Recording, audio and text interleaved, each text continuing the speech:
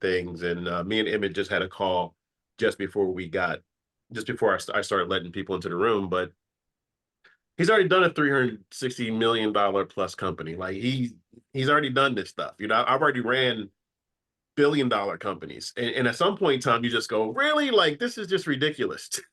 So you Yeah. gotta you gotta like be human, and that's what we were just talking about. He's just like, look, man, all I need to do is hit this number every single month, which he does. And it's just like, I'm good. So, he's expanding out the opportunity just because he can, and he wants to just bring select people with him on the journey. And I think that's important. Yeah. It's one of those things where you just don't donate millions to philanthropy just because you like to make money and not help people. So Mm. he has a tremendous, amazing story. That's the reasons why he probably is all over the planet, speaking. And I'll be helping to facilitate a lot of what he's got going on behind the scenes, just because that's just how we roll. It's a lot of know, like, and trust at that level. And Yeah.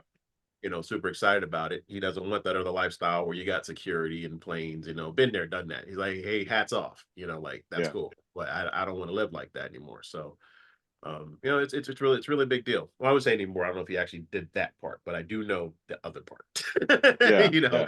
And that's the other reasons why I really want to be able to just share his story, because it's not an uncommon story. What is uncommon is that people don't hear it at the levels who need to hear it.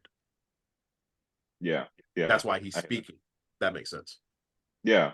No, that makes sense. It's like the Clark Kent Superman duality. Everybody wants to like nobody can picture that this dude with glasses who's super clumsy and stuff like that. Like, why would Superman ever want to do? Because it's like you got to be human, man. You got to actually like live a normal life, and like that's number one. It's not just important; it's like vital. Like if you don't have that, then what's the point of everything else? And I'm Yeah. saying this. I'm, No. I'm a 20-year-old kid that is just getting into this space in like the last 3 or 4 years or whatever. So I could be completely wrong in that statement, but I don't know. It's just kind of the way I see it. Well, the challenge with your generation, and this is what you're saying is spot on, is that, like, even with Emmett's big pay, as an example, the agencies want you to just over rotate, go for the millions, go for the millions, go for this, go for that. And even when I was, working with automotive dealers like all the time, it was one of those things where I was just like, nah, man, like, what's your number? Like, what do you need to hit? Why do you need to hit? And one of my dealers who was doing that, he had about maybe 20 stores at the time. I have to still have the book at home. I think the book's called, like, excuse me, what's your number? And Mm, that's what it covers. It's just like, look, let's just say you got everything you want. Why do you have it? And more importantly, like, what's really your number? So these things yeah, are really important. yeah, yeah. I agree. I'm still figuring it out. Actually, I almost said it, I didn't say it. Our three word Yeah, curse word. I almost said I thought you're like, okay, he owes me from $5 to $10 now. That's pretty cool. it. No, no, but like I am still figuring it out because uh kind of coming into this space, like I came right out of high school. I didn't even have like an email address like 3 years ago. It was crazy. So I got into finance and entrepreneurship, but that was like my baseline. Like I didn't have any type of any prior conceptions about money and what it costs to really like live a life. And so I'm kind of trying to figure out how to do all that from scratch. And so it's been kind of weird to establish what that number looks like, but I'm getting there. Well, that's the thing about it. Again, and to your point, like, you gotta put something behind it to get it started. And that's why I'm hoping that Emmett will also, he'll do it, but just as far as like the super clarity, that's what I want to focus in on. That's the reasons why I was saying earlier in our thread, like, that's the whole reasons why I've got this agency, and Gloria has the other part of it, the empowerment marketing agency, Emma, that's what she calls it. But the whole purpose of it is to really empower people. And again, we have to get a lot more niche down and specific with the messaging to attract certain people. But for the most part, it's just like you should expect certain things in life to happen when you do certain things and you move a certain way. And Yeah. this is one of the reasons why sometimes the hard part about what we do is really just being present, being focused, being still, being able to really have real mentorship.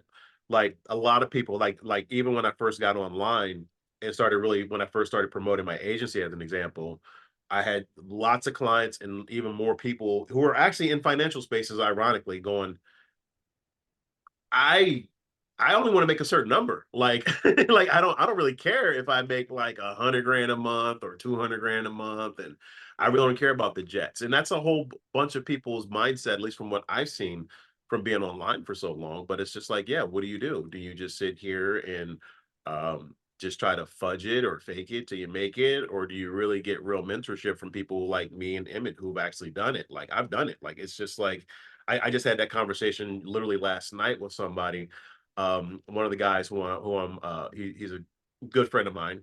Same deal. Introduce him to another friend, and she's like, he's talking about all of this stuff in the restaurant, like, like the little special graters for the cheese and this and that and the other. And I'm like, this is the real world. I'm just like, that is his real world. It's just Yeah. like he comes from that environment that I'm used to. Like I'm used to like $1,000 dinners and just craziness, right? But Yeah. it's all about the perspective, but more specifically, like, why do you want it? So I'm not quite drawn to that carrot. I never have been. Mm. Namisha, what you Yeah. thinking? I'm thinking that I can't believe that Nathan didn't have an email address 3 years ago. Yeah. Yeah. Yeah. I didn't. Like I had to figure out all this stuff kind of from scratch. And then, I had people along the way that kind of helped me and showed me some stuff. But yeah, Well, we're I gonna didn't have email. So yeah. Yeah. Yeah. I just feel like, we're all on our journey, right? And we're all in different stages of our journey. And I love the fact that Fred, you bring us all together and it doesn't matter which step we're on, that you're creating a space for us to just bloom and bloom big. So no, I Yeah. really do appreciate that. That means a lot to me. Yeah. I think That's all. Gloria is having some trouble logging on here. I'm not sure if she's on, but she can't show her video or her audio. Well, there's a lot of things that's going on right now. Like as an example, she's saying help. I'm Gloria. I can't even live stream right now, so I'm just doing my best. Anybody who was invited to this one, just see if you can maybe log off and log back on. That would probably be the best way if you haven't done it already, Gloria. I am recording this, so it's one of those things where that's the reasons why I just literally said it the whole time. Like my otter isn't working. It says I don't have permission to live stream magically. I'm Wow. just like, this is the way that it works. We've been live streaming all of this time. Yeah. Yeah. But I got the link. There's Gloria entering in again. And that's the craziest thing about how this whole thing plays. So let me see if I can just live stream and just do it again. But this is the reasons why you also have to really have solid promotions, technology, all of that stuff. Yeah. 100%. I don't get upset about it. I expect it, especially when you have a big message like this. I Yeah. like Yeah. that. Don't get upset about it. Expect it. Yeah. Yeah. And see, now the second time I do it, now we're live. You see how that works? Yep. Touchdown. Hmm. That touchdown. That's the way it works. So just wanted to say welcome to New Room Collective. Well, we're starting like we always do, just talking and having a great time. I talked to Emmett earlier today. If you don't know who Emmett is, he is a world-class speaker, sales trainer. Also, I don't want to minimize. I'll let him speak for himself for exactly his track record. It's just totally insane. But the good thing about it is he's a good human, a good dude, and he wants to talk about a lot of stuff that's going on, and more specifically, like what inspired him to make the moves that he did from running a $360 million plus business from scratch. And here he is right now. His ears must have been burning. So I definitely want to be able to just give everybody a warm welcome and thank you for being here. And I really do appreciate it. And you could have been anywhere on this planet, and I really do appreciate you being here at this time. So we have Ray in the house, we got Nathan, we have Namisha, and we have Gloria, and also we have Emmett who is logging on. Are you? He still has his microphone off. Are you here, sir? Okay, cool. And we also, who's that right there? Cool. So All right. So we'll just basically go into the whole reasons why, like what really inspired this kind of conversation. And a lot of you know that I've scaled up several companies from zero to a few hundred million. They've all gone on to multi-billion-dollar companies, and they're still in existence to this day. The craziest thing about it is I'm not the only one on the planet who's actually done this. And it goes to show you that if you have a pattern, if you get the right knowledge, the right understanding, the right technology that will really propel your business to astronomical levels, then it's totally possible to do anything. And that's one of the reasons why I'm super thankful that I have Emmett here. Emmett, are you here? Can you hear me, Emmett? Okay, cool. So basically, so what we're looking to do is just to share the knowledge. Okay, if you can hear me, take your Gotcha now. Okay, cool, awesome. High tech stuff with a low tech user. Sorry about that, everybody. Hey, you ain't the only one on this call. I blame the gray hair every time. 100%. Even when I know what I'm doing, I blame it and act like I don't. You know, I think everybody in the line knows about that. Yeah. Yeah, that's me too. I'm still bald. I'd be scared to let my hair grow out because I've been bald since 91. I probably have all kinds of grays here. I have no clue, bro. But yeah, I just wanted to thank you definitely for coming through today.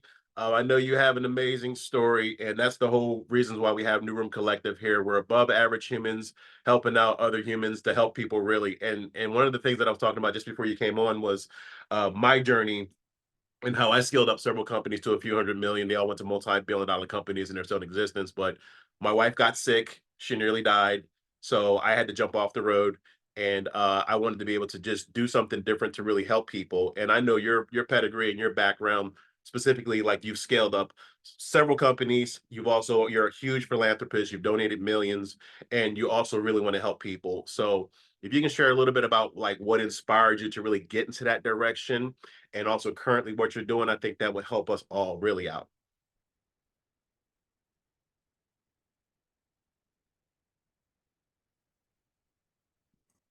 Okay, good. I've got you on the Blue Yeti mic. Is it coming through okay, everybody? Yes. Thumbs up. Okay, good. Thanks. Yeah, we and I always say we because it's my wife and I. We're coming up on 30 years together now, 30 years in a row. Note.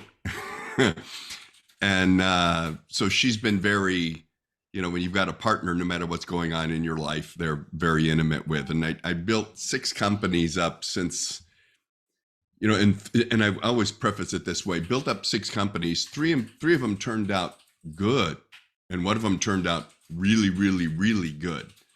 So that means the 3 were the first 3 where you learn how to do it wrong while you're thinking you're doing it right, which is totally okay. That's just, you know, that's how you learn to become an entrepreneur and be able to go through no matter what's coming at you and persist, knowing that it's a zero option, knowing that you can't go do what normal people do. You know, that's for me. I always talk to people. It's like, it's when you find out that you've never fit in anyway. You know, even as a little kid, it's like, yeah, I really don't fit in, you know, and I'm a little bit odd. And that just never changed because you're always thinking, you know, a cut above. So the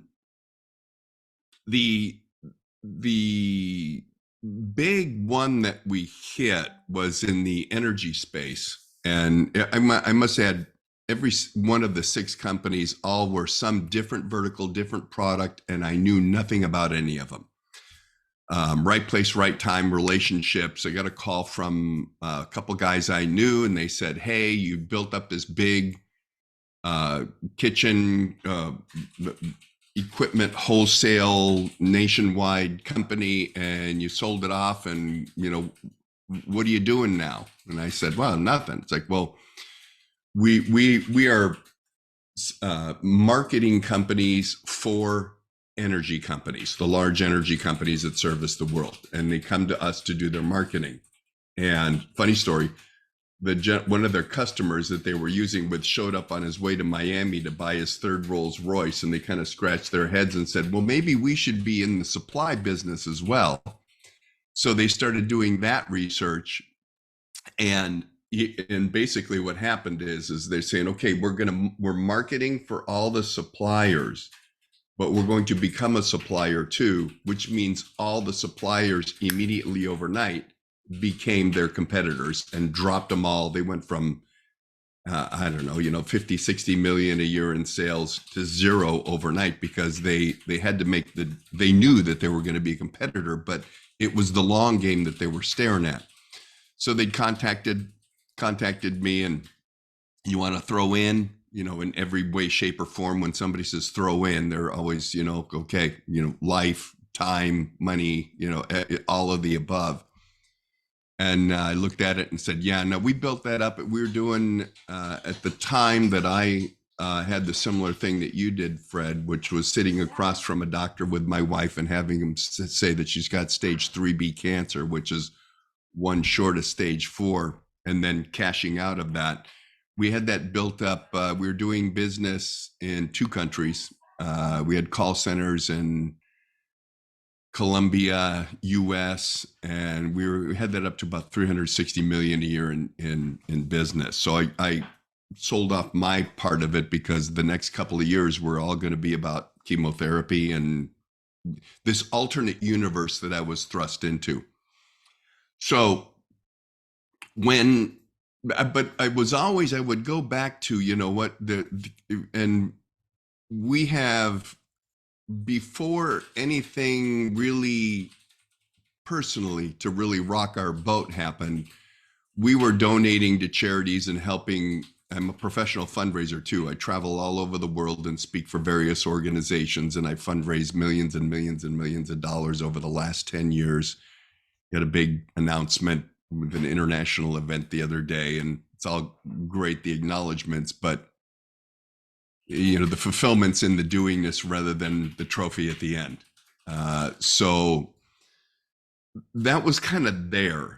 So it got pushed aside a little bit when we really went hog wild in the energy business, and I sold off my other businesses so I could focus on it. And we built that up, and it's still cranking. And it's in Italy and the United States.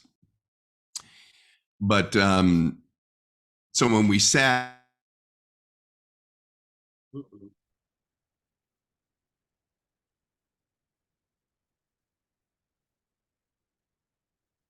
I think I don't know what happened, Emmett. So that's what happened. That's what happens when you bring that heat. So let's see if we can get him back on. But yeah, I mean, that's pretty much the pattern of anything that you're working to do as far as patterns go.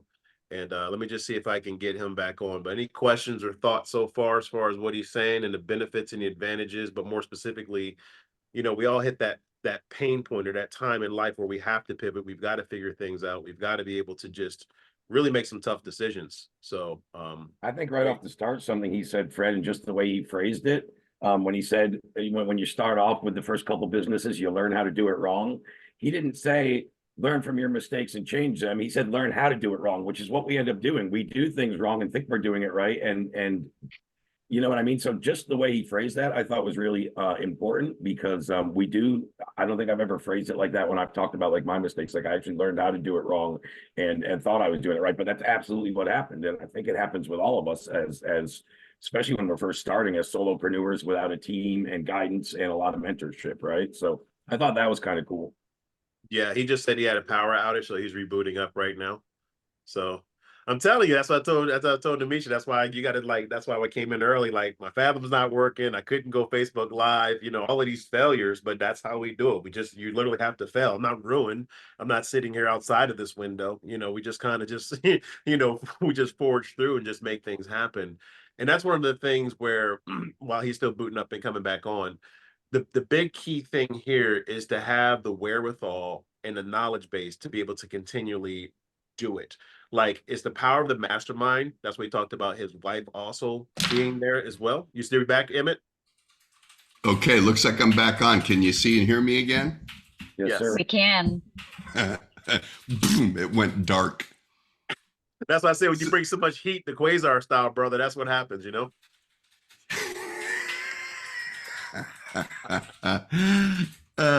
it's an interesting thing. I don't know. Many of you on the line might have had this happen where you're sitting at home one day and you're looking at your TV and go, I should probably upgrade it. It's old. And then it explodes the moment you have the thought, one of the, yeah.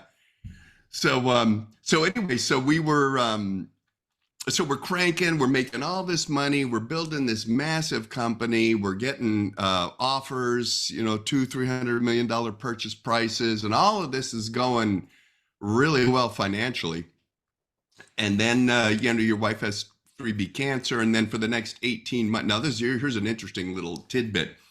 So that information came in 2 months before the entire world shut down on the global pandemic. So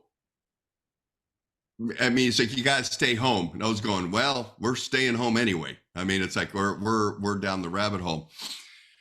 So what then became paramount was, you've got two things as an entrepreneur. There's money, making money for the bills and keeping everything afloat. And then there's the residual income off investments that no matter what happens, the money rolls in. So we had done well on both ends. So I was real fortunate. I could actually be there with my wife in every step of the process. She's fine now, knock on wood, right? She's doing great. But it was a couple of years of 18 months of, I never want to see that again. And it's the old adage, life is what happens while you're making other plans. So then at that point in time, it's like, okay, I took a look at the philanthropic stuff I was doing and all the fundraisers for really, really good companies, or outfits, I should say. Operation Underground Railroad, all the way to, just everything and anything that really was helping mankind, because that was the focus now. It's like, okay, I'm 65, did well. What is it really, at the end of the day, when I'm looking in the mirror, what's going to give me a thumbs up because I'm the judge and jury?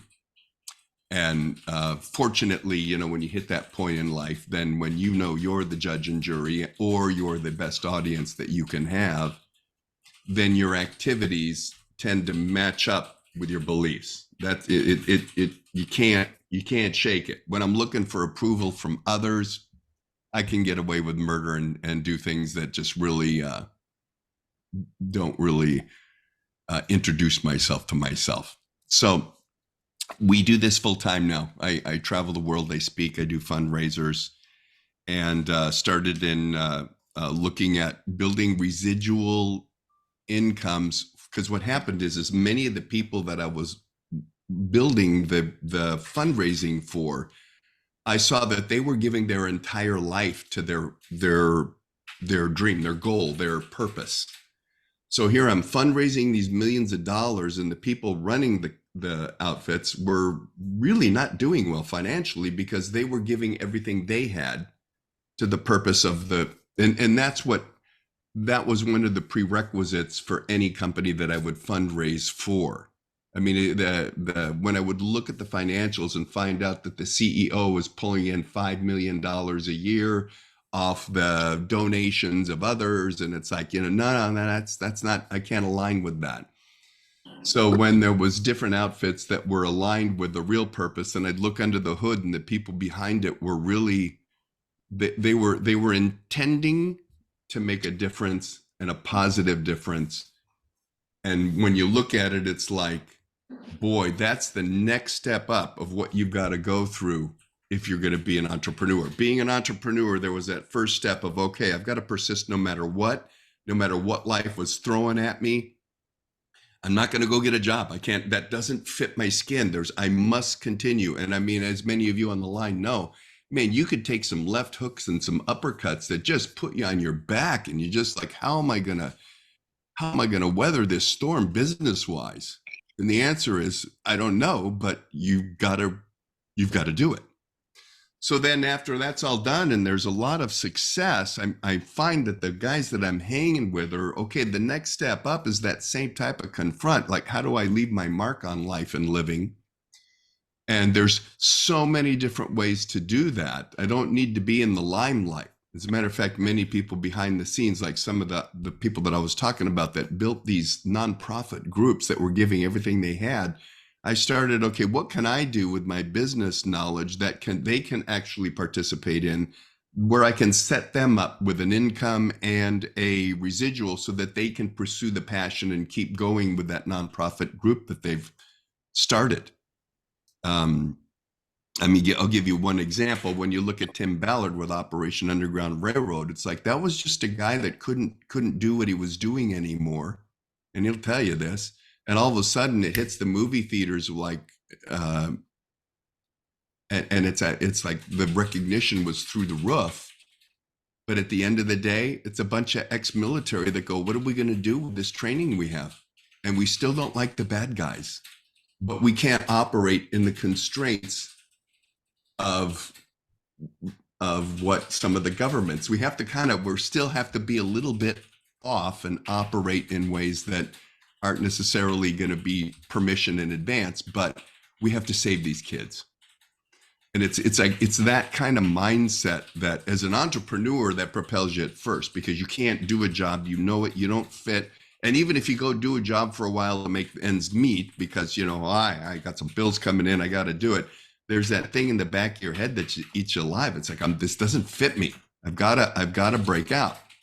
And it's the dream of, money and finance and success and all the things that are the initial appeal. But once one achieves that, I find in those that I hang out with that have achieved wealth beyond anything they could ever spend in their entire lifetime, and they've got generational wealth for their entire family, that itch that needs to be scratched is no longer financial.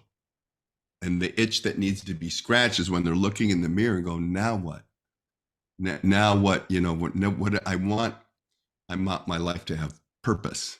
Now, sometimes you have the business and the finance, and it matches. And that's always good, because it's nothing wrong with being compensated for being a good person.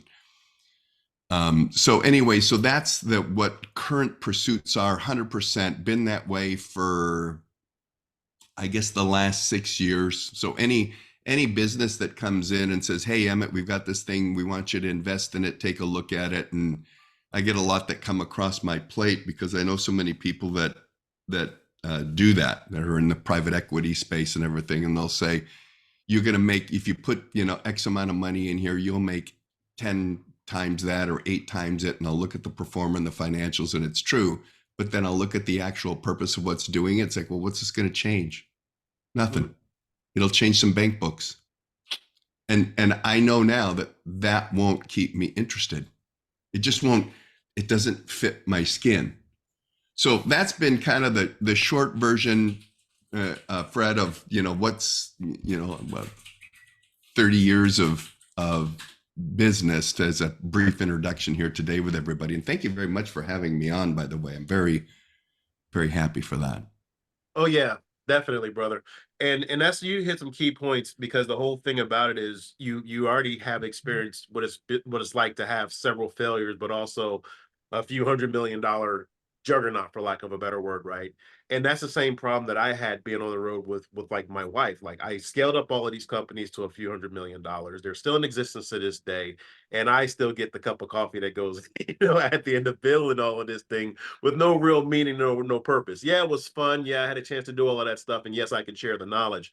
But to your point, all money ain't, well, you didn't say it like this, but I'm going to say it. Like, to me, all money isn't good money, and I have to be very mission driven, because I know that my spiritual equity is in line right now, and that's how I align with things. And I think that's why we rock together. Yeah, and when and a lot of the times where I'll go and I'll speak to various entrepreneur groups, and I'll be a keynote speaker invited in, and one of the things that I always hit on is like, and it's a story, and I've told it a million times, and I'll share it with everybody today. A gentleman, he dies, and he goes to the Pearly Gates, and it's he's there at the gates of heaven, and the guard opens the book and says, "Hey, you've been good your whole life. Heaven's going to be whatever you want it to be. Name it, it's yours."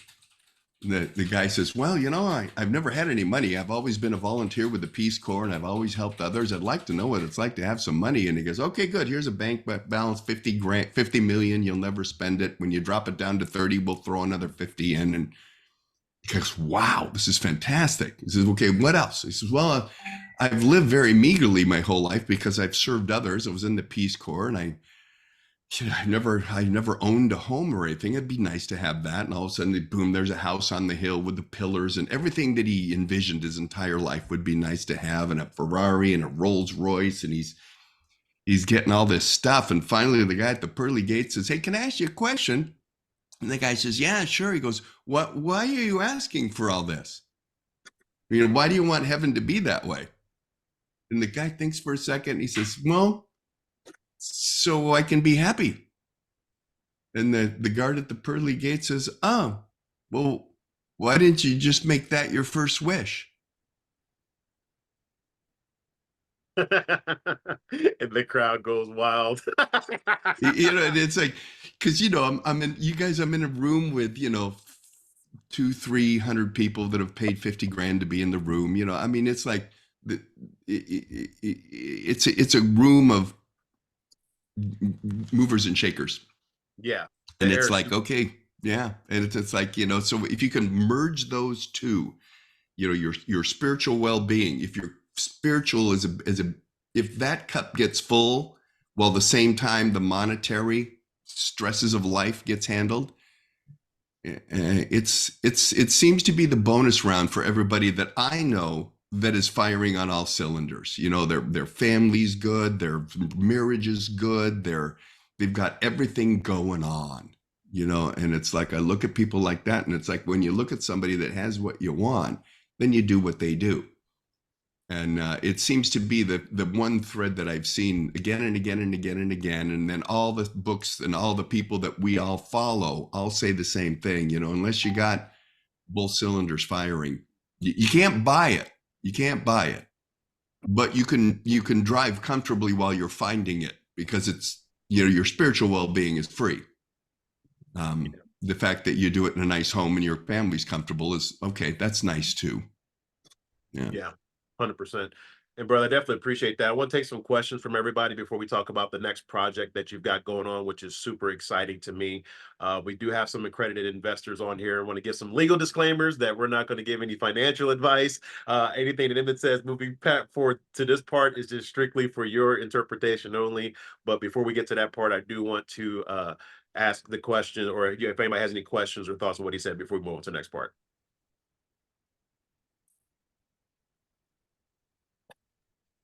I have a question. I don't have a question. Okay, go ahead. Oh, thanks. This is great. I'm so grateful to be here. Thank you, Fred, for inviting me. I'm curious, Emmett, just knowing what you know now and the importance of the alignment of your spiritual self with your financial self, what, if anything, would you do differently if you go back?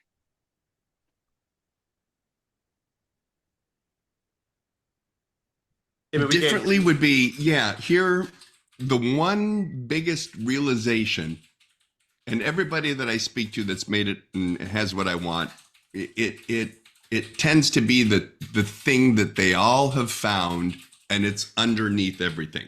And that's this: understanding that any given moment in one's life has the potential to expand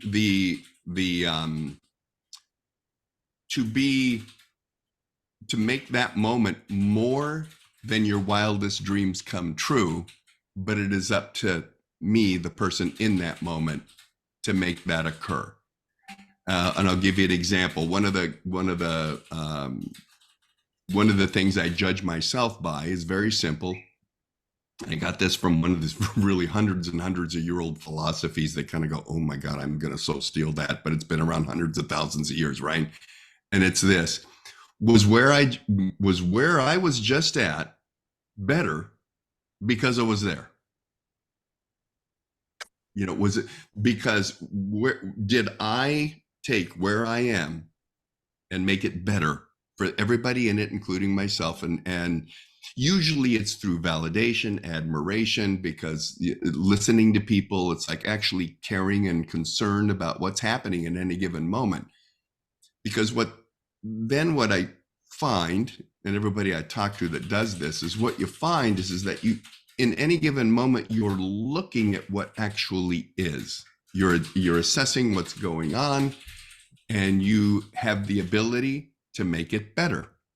And it's whether I'm in a drug rehab talking to drug addicts, because I had experience with that in my youth, or I'm talking to kids that are in trouble in their youth, or I'm talking to a large group of $5,000 a plate fundraisers, in a fundraiser. It's like, it's all, that theme. So applying that earlier, it wouldn't have took, almost, when you're, I'll give you an example. So I'm 30 years now and I'm lucky, I found the woman of my dreams 30 years ago, and we've been partners, and it's been wonderful ever since. But when all of a sudden you maybe a half a dozen times you're having to sit there and look at the end of the night and go, man, I might have to be saying goodbye now. This doesn't look like we're going to make it to the morning. Or you're in an emergency room, and it's like the doctor's going, yeah, you might want to say goodbye here. What's really valuable in life becomes very clear. But then the second part of that, to your question, John, applying that in any given moment, that kind of value exists in that moment, no matter what's going on. And what I bring to any given moment in any given scenario with any group or people that are there, is it going to be better because I was there? And that is the judge of whether or not my cup's going to be full. So the one thing that I would do is I would apply that earlier, and but at the same time, we all can say, yeah, but you might have not have known that earlier. And then there's that too, right? Because the left hook comes in when I'm dodging the right cross, right? So I think the one thing would be, what I would do differently would be really pay attention to that. Because as we all turn around, you get that realization. You can see the times in your life where you really you got out of yourself and you made it better wherever you were. And you can track back and spot them. It's just that if you can fill it in between with nothing but, then the entire life is built that way. And that's what I would do differently. Thank you. Wow. Thank you, John, for such a genius question. Wow. Appreciate it. And Namisha, did you have a question also? I had a comment. I just wanted to Sorry, thank Fred. you. Yeah. Go ahead. I'm sorry. No, that's good. I wanted to thank you for sharing your energy and time with us today. And I really feel that a lot of the stuff that you said, it touched my heart and it made me feel emotional. Good. So thank you. Yeah, you're welcome. Thanks for being here. 100%. I want to say something. Fred, can you guys hear me? Yes, we can. Hi, Gloria. Hi, Emmett. I am so grateful. And like Misha, I feel really touched by your story and your authenticity, really sharing about the story about your wife and the transition, and really pouring into us. I feel like you're leaving nothing on the table. You're just sharing your heart and soul here. Someone who has had massive success, not just financially, but spiritually and very whole. So thank you for that. Mm-hmm. I have a quick question. And I think you've answered many of it as we've spoke, as you shared. But if you were to give us one thing as entrepreneurs that has attributed to your success, what would that one thing be? Just one. Yeah, from a financial business perspective, Gloria? Yes. Okay, good. Yeah, now, as I mentioned, the 6 different companies that I built, I had no idea. Well, I mean, I bought a mold remediation company and boomed that all the way through. I knew nothing about mold other than it's green and it's probably not good for you. So the product or service wasn't the thing that went into my success. And this was a fundamental shift, because I would always look, okay, what's the product? I need to find a product that'll sell. I need to find a product that'll sell. But there were times where I found a product and it would sell, but it wouldn't get me there. So when I look at a product or a service or a business opportunity, the first thing I look at is 2 points. Everything has it's called the TAM and the SAM, the total available market and the serviceable available market. And I'll give you an example. If I'm going to sell Mercedes-Benz cars, the total available market is everybody that drives. Okay, so that's a good size market. But truth be told, the serviceable available market of that total is people that drive with a lot of money because it's a Mercedes-Benz. So I'm looking at the total and what portion of that can I service with that? Because I know how to market, I know how to sell, I know how to do all of that. You know, I know how to get somebody interested and provide a good product, a good service. But it's like, if it's a really good product, but the serviceable part of the market is very small, then for me, I can't build what I'm looking to build, which is a company that is good for the economy. All the employees do well. I can provide benefits to them. I can provide a real good income, because whenever I was hiring in the last 3 companies, I was hiring, and this was funny. They always say, well, what's the job? Well, to replace me.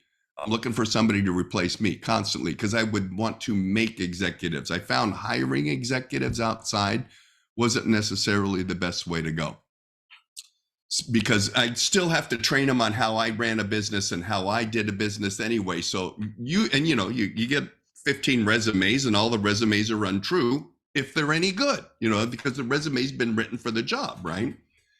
So when I looked at the serviceable portion, could I create something where, because if you've got somebody that's working for you, they really know what's going on and they're good, my competitor's going to try and steal them. And if I'm not paying them more than what a competitor can offer, I don't blame them for going.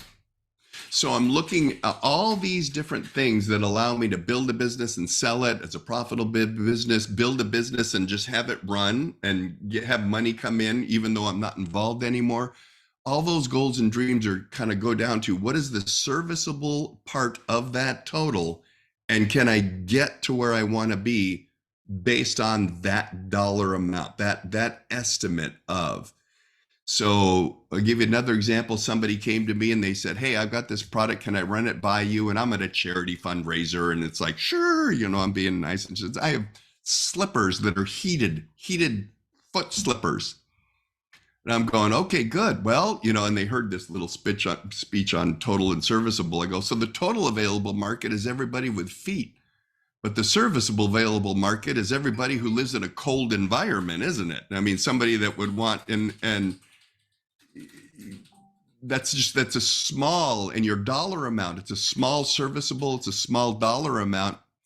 You're really going to have to do major mass marketing, which usually involves a good size investment to get to the mass market.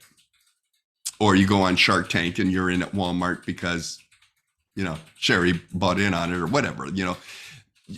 The amount of effort to get a product into that small of a serviceable market and penetrate it to where it would give her the income to get to where she needed to be was just like, whew, you're biting off a big chunk. So the one big so give you an example, energy. The total available market was everybody that had a light switch. The serviceable available market was everybody that had a light switch. It was like we had 2% penetration at 300 plus million. That's a lot. You can scale that till the cows come home. Do you see what I mean, Gloria? It's like the serviceable part of the total was so big, you can mess up completely and still have plenty, you're still on the cruise ship, but you're not the man overboard, for lack of a better word. So That's the big thing. Look at the total available market, the serviceable portion of that available market, and then from there, start breaking down all the other areas that you would want to look at. There we have it. Also, Emmett, I want to appreciate that. Also wanted to introduce everybody to Devin Scott. Thank you so much, Emmett, for the gems that you're dropping. This ties perfectly into where Devin's just coming in. And just wanted to say welcome to this brother as well. Devin has also worked with some of the world's top speakers, authorities, and experts with his business Scalable. I wanted to just do a quick introduction, Emmett, because he's going to be helping me on the background as far as having people, make more, work less, but also with your Tam and Sam, I think that's a pretty genius approach. So, well, how you doing today, Devin? Doing well. What's going on, everybody? Emmett, love what you're talking about, man. You got me pulling my notebook. Love it, man. I just I'll just give a little bit about what we do and all that good stuff and why I'm in business in the first place. But just a little background. I'm in Charlotte, North Carolina, and I just help people who help people. He was like, "What's your target audience?" I love people who help people. That is my audience. Typically that boils down to coaches, consultants, speakers, authors, right? The basics, right? And what we built was I met Fred I ran a lot of virtual events. So my main business used to be called Elite Events, where we help people generate 6-figure days, leveraging virtual events. So challenges, master classes, all that good stuff. What I found out, most people aren't ready to scale with events because they don't have the foundation of the business yet. So literally probably about 95% of the people that came through our pipeline, they're just not ready. I'm just like, this doesn't make any sense. So we built down our value ladder. And because we built all of our systems around events and all that good stuff and leveraging all the automations and a lot of different things, we built a lot of different softwares all in one. Now we call it Scalable, because we found that, number one, people just don't know how to generate leads, right? So the lead generation, they don't know how to convert the leads from a lead to an actual qualified appointment, right? Nor do they know how to convert them to actual client, right? And actually close them. And they don't understand the difference about having multiple offers with a premium value offer. So what we did is we went back to the drawing board down the value ladder and said, hey, when we talk about the masses, right? The mass markets of people actually struggling. If you were to put like a finger on our niche, is really the solopreneur, those who are entrepreneurs, but they're doing everything by themselves. And we built the entire sales process, and we helped them build their sales process to where they can now have consistent and predictable income. That is the most important piece, because now they have consistent and predictable income. Now the whole floodgates open up. Now they can have money to pour back into the business with advertising, ads, whatever the case is, right? But we help them get that first piece of consistent and predictable income, and not just like every now and then, no, like consistently with the sales process. So how do we do that? We really leverage, and the number one reason why people are coming to Scalable outside of all the other stuff we do is we built an AI receptionist. So as you guys know, AI is super hot right now and everybody wants it. It's probably the easiest thing I've ever sold my entire life. Everybody's just jumping all over AI. But what it does, there's booking and non-booking. So obviously a booking bot, if you will, we call it AI receptionist. It will qualify and book appointments for you on autopilot. Now, the big problem in the marketplace right now, if you guys heard of speed to lead, with speed to lead, so I'm a speaker, y'all. So Fred, do I need to go faster?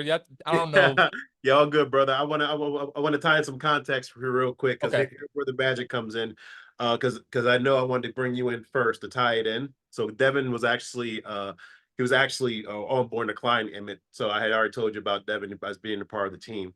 I wanted Emmett real quick to just, and I appreciate that, Devin. What I wanted Emmett to do was to tie in right now what his current project is, because it does hit that audience who he wants to talk about regarding his current next project.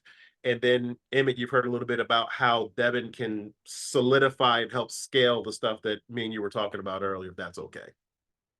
Totally. Yeah. So And good to see you again, Devin. I don't know if you know, I've been on a couple of your webinars, and AI being the hot thing. And everybody on the line, speed to lead. It's like somebody clicks on a Facebook ad, and with AI, somebody's talking to them right away. And they actually, the people we had used before, the AI would say they're Sam, hi, this is Sam. And it's a live interactive AI type of thing. And by the time the customer would call in, yeah, I'm looking for Sam. Well, there is no Sam. You'd have to have this script to where, oh, Sam's not here right now, but I can help you out. But they go, no, I'm talking to Sam. No. It's so AI is like, so it was speed to lead. It was it was like the engagement was right now. And they were really, really focused on the dental space, with dentists being able to book appointments. The current project that I'm doing, and I'll give you 1,000 feet in the air, you guys, so it's not a long time. Okay. I've always looked for total available service available market, just like Gloria we were talking about. And I also look for markets in transition. There's markets in, trending. AI is really hot right now. It's the trend, right? It's what's happening now. But I've always looked for markets in transition. And then the other thing that would come into it for me is like, can I scale a business that the employees and the people involved do very well?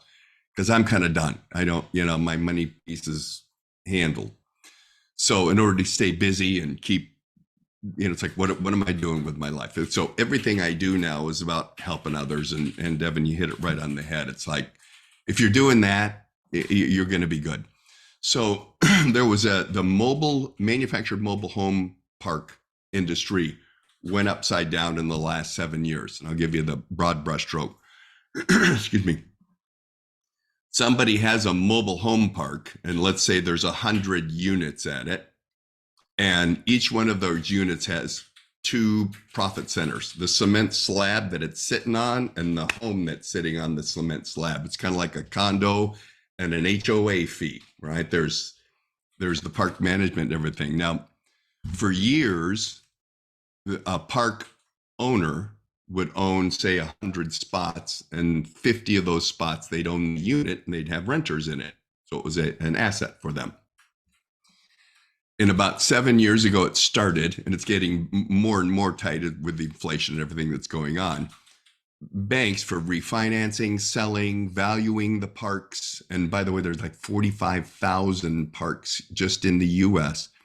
But those valuations, for refinancing, selling, anything, they now looked at the actual unit rent as a liability, not an asset. And this is flipped completely, because you needed an on-site manager, maintenance, it became a liability. So the banks basically said, you know what, we'll value your asset just on the cement slab. So many of the owners of these 4,500 parks, and we recently, over the last 3 years, moved close to 900 of these units with just one of the hedge funds. This is how we found out about all of this. This hedge funds owns all these parks, and they're going, we need to not own these units. We want to own the slab that it's on, but we don't want to own these units. So we're going to fire sale them. And now I got in initially as an investor. It's like, well, what's the return on investment? Well, the units, the tenants in it, been long-term tenant, and I can pick it up real inexpensively because the motivated seller is extremely motivated. And we were getting return on investment indexes, 12, 13, 14, insane returns. And so we started putting a company together and then bringing in people and just like, okay, here's your piece of the pie. And just, you get a piece of the actual pie. And so it's the this is kind of speaking to what Gloria and I were speaking about. It's the affordable housing market. Okay, so that's huge and growing. So the total available market's huge. The number of opportunities, 45,000 of these. Okay, good. How many do you need? A fraction of. This is kind of like everybody that turns on a light switch type of thing, right? And then the comps were like large apartment complexes, which had their own set, one fire and all of it's gone, rather than a fire and one apartment's gone because they're attached to each other. You have a leak on the 4th floor, you got water on the 3rd, water on the 2nd, water on the 1st, and mold everywhere. So all the headaches of investing in real estate that have multiple doors so I can spread out my liability were handled, because it's each individual unit is its own unit. So for less than what somebody can rent an apartment for, they can have their own place in a safe park with a pool, with a laundry room, with everything and it's their own place. And so we started putting this together, and again, I just started looking for who can I align with where I can have them make really good money to do what they do. And if they have the same value set, great, here's a piece of the action, and we'll build this thing together, and I'll do what I do, and so I'll walk away at the end when everybody's all set. So many of the plus, then the other side of that, you guys, is I was able to, it's such a low entry. So here's this guy, I'm fundraising for him, and he's making a little money, but he's more interested in his purpose, whatever his company that I'm fundraising for. And he doesn't, he's kind of struggling. It's like, look, I got a couple of units over here. They're 40 grand to get in, and you'll have 15,000 a year coming in off of it forever. So it's like within 3 years, you got 100% return back, but you can build this nice residual income. And that's what attracted me to it, because the people I fundraise for can win. The people that I'm involved with can win, the customer wins, and the supplier wins. So at that point in time, that's when I went, okay, good. Well, how do we put this thing together? And it's we started at the formative stages in contacting the park owners. And that was because we were licensed everywhere, fully insured. I have national contracts with maintenance companies, and everything's all in place. They're going, oh my God, this is fantastic. How can you help me? And then it's like, okay, good. What kind of inventory do you have? And everybody wins. So that's the current project. And it fits into my mantra. It's like, I want to work about an hour and a half a day. And then I'm off doing my other stuff. And when it starts encroaching on more than that, I kind of go, okay, we need to find somebody else to bring in and give them a piece of the pie. So that's in a 1,000 feet in the air. That's the current project. I saw Bob laughing his butt off. What are you thinking, Bob? Emmett, it's such a pleasure to meet you. I ran a brokerage and was in mortgage, residential and commercial for about 20 years. Just a question that comes to mind, and you talk about having to dodge the left hook and the right cross, and everything like that. I totally understand, especially going through the bloodletting of 2008 and 9. Oh yeah, that was I don't know anybody that didn't pucker up hard on that one. That was pardon my analogy for the ladies on the line. Just a quick question, because it's fascinating with your new venture in the mobile home parks. Just a question on, did you find that it was difficult to help people get over the stigmas that have existed in our society about buying a mobile home? I mean, I understand that people want to be homeowners and people want to take pride in ownership and their own homes and things like that. Did you run into that at all, or did the affordability make those stigmas of a mobile home go away? Yeah, it was more the investor, which was owning the unit, was not living in it. Okay. There's a tenant. We only take on tenant occupied homes, and we have the history of the tenant. They've been there 5 years, paying every month after month after month. The switch, so the tenants were already, God, I love my park, I love my home, I love everything about it. The investors were going, okay, can you show me pictures of it? Sure, they all kind of look the same. Now we also would get parks, Bob, that we would pass on. Okay. It was okay. Now that's a rough neighborhood, but I'm in Florida. And you can come down to an RV park here and it's like, it's Shangri-La. It's like, oh my God. Yeah. So there's everything in between. So we get pretty selective on the parks that we'll bring on. And what we look at is, okay, good, there's the park. Let's get some aerial views. If he's got a couple hundred units, we'll hop on a plane and go see it. But is there a hospital nearby? Is there a college nearby? Is there a government agency nearby? Is there large industry nearby that is constantly feeding that? Because we can pick these units up and go into the affordable housing market. Like a 3-bedroom, 2-bath apartment in the area is like $1,900 a month. A 3-bedroom, 2-bath home in a park, $1,200 a month. So the tenants just don't leave. So the stigma of is usually handled by the conversation you and I just had. There's a beautiful Shangri-La parks in Florida and all over the United States. And there's absolutely, oh my God, I'm not carrying a gun, so I'm not going in there parks as well. And so we focus on the actual, if there's long-term tenants, it's usually because the park owner has taken pride in his park and it's well lit, there's signage, the equipment is up to speed, the landscaping is good. And then at the same time, it is a mobile home. So there are some parks where the return on investments are huge. The units are, I mean, it's like this is the working guy, working mom, but he's got his own place. And it's not, the park's nothing to look at, but all the tenants been there for a very long time. It's like, okay, good. So I actually had to change my viewpoint on it.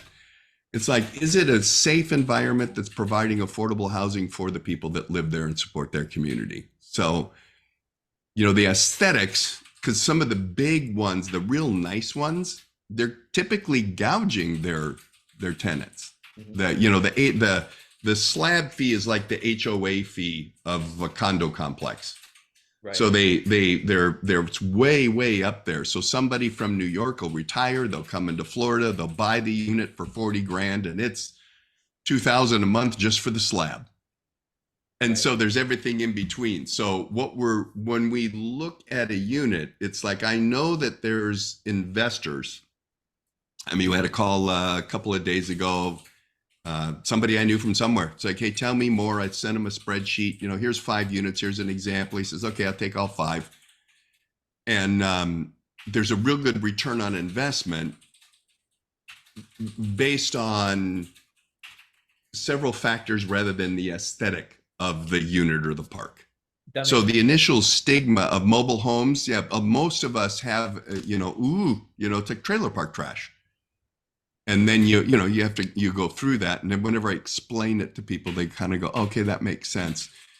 Yeah. So I don't know, does that help, Bob? It's like, here's what I really, when I compare it to. Sense that you already have the tenants there. So that makes way more sense because they already have that pride of ownership. So it makes perfect sense. Thank you. Yep. Now, what we also did is we're pulling in, because of my experience, I go, some of these tenants, they've been there a long, why don't we approach them with owning the unit? And then the investor owns the unit, but you know what? You carry the paper and now your ROI went up by another 4 points. And if they default, it's still yours. And then the tenant itself is going to take incredibly good care of the unit because they're thinking, it's a 10-year note, 12-year note, and they're buying it. And that has been like really, really successful too. So that's another option that we provide the investors so they can, at the end of 10 years, you don't own it anymore, but you made 5 more points on it over 10 years. Oh, sign me up, Oh, thank you. That makes all the sense in the world. Yeah. Cool. Definitely. And just wanted to welcome also Jake. How are you, sir? Hope all is well with you. And I saw Namisha, did you have any more questions as well? Or Nathan? I see Nathan's head exploding over there. Nathan actually made an interesting perspective, Emmett, because he's part of Gen Z, but he's very well equipped to run multiple 6-figure per month businesses. That's what me and him did over there at Audience Lab, and that's the one I was telling you about before. And what are your thoughts on what we're saying from a Gen Z perspective? Because to me, Emmett, he is the future of like who we're wanting to talk to. He's 20 years old. He's starting to make some good, income, and he still has dreams, goals, and ambitions. And I want to get his perspective and viewpoint. Yeah, I mean, I really love this conversation, and I want to thank Emmett, because this is a very powerful, very rare conversation, and I want to honor that with some gratitude. One thing that kind of came to mind as we were talking about, kind of aligning your actual purpose and that spiritual aspect of ourselves with that business finance, because obviously that's also why we're all here and what we all have in common.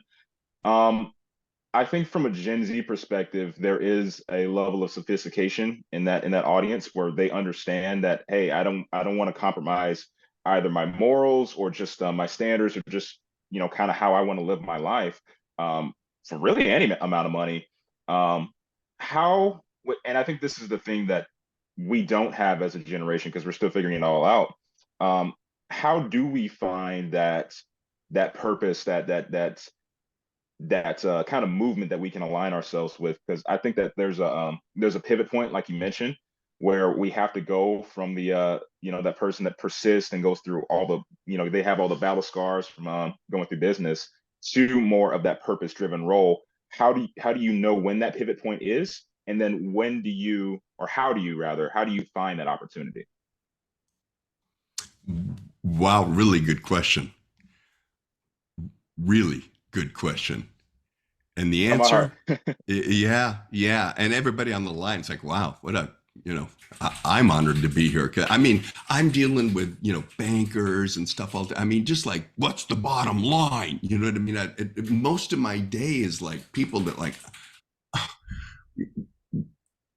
it kind of goes like that. I got to come home but the answer, and I don't know where earlier today we talked about, and I can't remember who asked, what would you do differently? I think it was Gloria, maybe. Knowing John. what you know now, yeah, who was it? John Block. Was it John? It was John. John asked.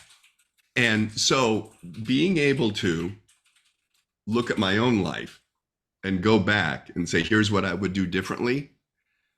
What I do when I speak all over and on a moment to moment basis is I help people become aware of what they already know. Because sooner or later, and I'll hear people my age would grade, youth is wasted on the young and this generation. And later on, when they get some battle scars and blah, blah, blah, blah, blah. And earlier today, I says, you remember when you were a kid and you never fit in? Yeah. We know it's never lost on us. We know that purpose and who we are as beings will guide and direct happiness. So here comes somebody, they're growing up, they've got all the trappings, and it's just a different look of the same trappings, generation to generation to generation to generation. It's just that the older generation go, it's like, I can't believe the music the kids are listening to. This rap stuff, da da da da da. And I'm looking at them, I'm going, dude, in our age, the rock stars dressed like women bit heads off a dove. What are you talking about? You know what I mean? It's like, it's actually not bad now. It's like, stop. Because so when I'm speaking to anybody at any time, and I find that the opportunity is constant, I'll just ask them, can I ask you a question? And I'll actually ask it about me and somebody else on a different flow. And go, I'm talking to somebody the other day, and they were going through life, and they were single, and they had some promiscuity going on. They're smoking a little dope. They're doing this, but they're doing well financially. They got a nice ride and everything. And I was talking to them, and they're going, I wish all this stuff would do it. But to be quite honest with you, I always wanted to be married and madly in love. I mean, really in love. I always, you know what I mean? And they'll go, yeah. Okay, good. So when I remind everybody constantly that you already know, so I'm not trying to show them the way to something new. If I'm reminding them of what they already know, it makes them really uncomfortable at first, because now everybody trying to match that, who I am as a spirit or spiritual being, or my relationship with God or whatever, because I do a ton with interfaith stuff, a ton with many, many different religions, and they all have the same thing. It's like, look, If my house is burning down, do I care what religion the person handing me the water bucket is? No, I'm not going to stop and go, well, what religion are you before I grab that water and put my house out? No, we don't. Okay, good. So here's the news. The house is burning down. Yeah. We are faced on this planet with the ability to have the whole thing get wiped out right away. You look at the food sources, what's happening with, it's like, it's not new. It's not different. It's just escalated a little bit. So when all the various religions, and when I speak to, it doesn't matter what somebody's faith is, they know, they know that they want more. And when it's a group of entrepreneurs, Nathan, it's like shooting fish in a barrel, because you never fit in the first place. You're an entrepreneur. You just can't be the status quo. So what I focus on is, and then again, in any given moment, that moment has the ability to be enriched in ways that it is up to me to find out how, do it, and enrich that moment. Because when I leave, I got to turn around and say, is it better because it was there? And that's always a spiritual thing. I mean, I can give somebody $100 and make them happy for a day. And granted, if it's somebody that's homeless and they need to eat, I'm going to, come here, here's a burger or whatever. But that kind of, it's not a matter of looking back or getting them to see, it's getting them to know, not remember, to know what they already know. And that introduces themselves to themselves. And then as an entrepreneur, it's like, it just changes the trajectory. All their conversations with their customers are true and genuine, and they look at their market space. How can I bring more to this that's really good for everybody I service? You hang out with Russell Brunson and he's going, okay, those you're called to serve. I mean, I don't know how many times, those were called to serve. Those, it's like, it's Russell. He's Mormon. He's like, it's totally into it, So when you get a hold of what's more, it's not like a new thing. So I'm always kind of, okay, so let's just remind everybody on a moment to moment basis. And it can be the receptionist at the business I'm standing there while I'm waiting to meet somebody. This is always there. Yeah. Wow. That is I love that. That was, and I saw, that's a bar. I really appreciate that. I had Devin also, he had his hand up. Something going on, sir?